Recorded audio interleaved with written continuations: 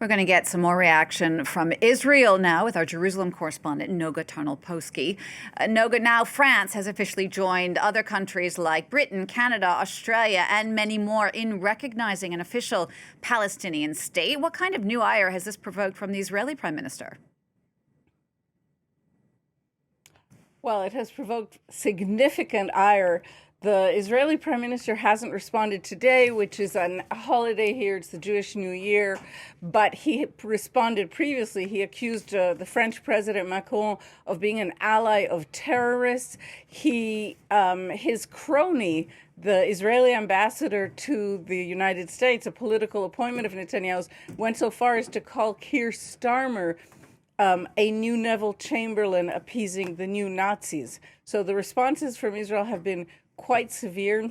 Israeli media, however, is referring to all of this diplomatic movement as a diplomatic tsunami, as a tsunami surrounding Israel. And that gives you a clue to the crux of the problem for Netanyahu, who has really staked his career in recent years on the promise, mostly to his most extremist base, to those who are now his ministers in really kind of fanatical cabinet, promising them that there will never be a Palestinian state, leaving himself really no wiggle room. So even these diplomatic announcements, while not at the moment changing any reality on the ground, are viewed in Israel, even by generally favorable media to Netanyahu, as a failure on his part, a diplomatic tsunami surrounding him.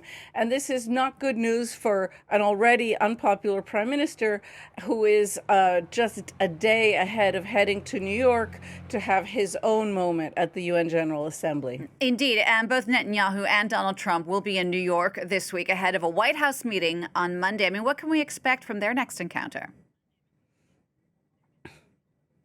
Well, I have to say, Jeannie, this is really wide open right now.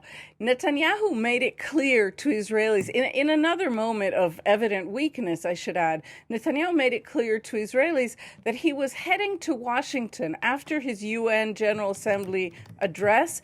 He was heading to the White House basically to get Donald Trump's okay for any Israeli actions in response, a retaliation to this recognition of Palestinian statehood. What he wants is to be able to return to Israel and say that he has the authorization to annex parts of the West Bank, which is a very big step.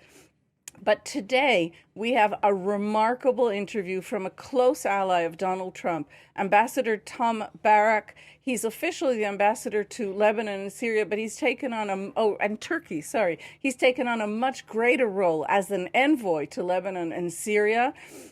He had an interview in the national website today, in which he said, among other things, that he does not consider Israel an ally of the United States, that there are no shared interests.